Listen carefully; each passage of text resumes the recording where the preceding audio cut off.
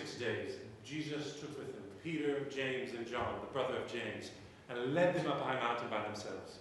There he was transfigured before them. His face shone like the sun, and his clothes became as bright as the light, as white as the light. Just then there appeared before them Moses and Elijah talking with Jesus. Peter said to Jesus, Lord, it is good for us to be here. If you wish, I'll put up two shelters, one for you, one for Moses, and one for Elijah.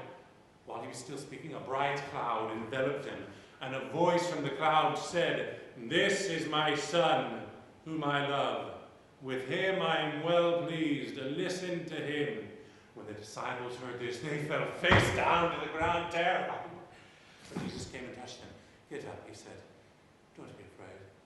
And when they looked up, they saw no one except Jesus. As they were coming down the mountain, Jesus instructed them, Don't tell anyone what you've seen until the Son of Man has been raised from the dead.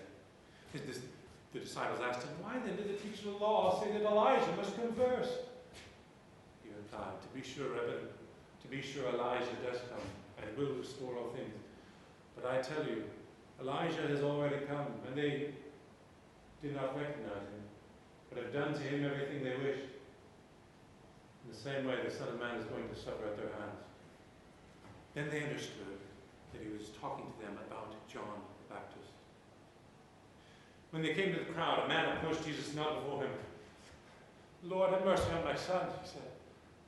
He has seizures and is suffering greatly. He often falls into the fire or into the water. I brought him to your disciples, but they could not heal him. O unbelieving and perverse generation, Jesus replied, How long shall I stay with you? How long shall I put up with you? Bring the boy here to me. Jesus rebuked the demon, and it came out to the boy, and he was healed from that moment. When they came together in Galilee, Jesus said to them, The Son of Man is going to be betrayed into the hands of men.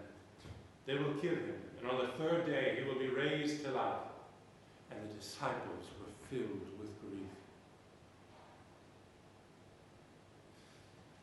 After Jesus and his disciples arrived in Capernaum, the collectors of the 2 drachma tax came to Peter and asked, Doesn't your teacher pay the temple tax? Yes, he does, Peter replied.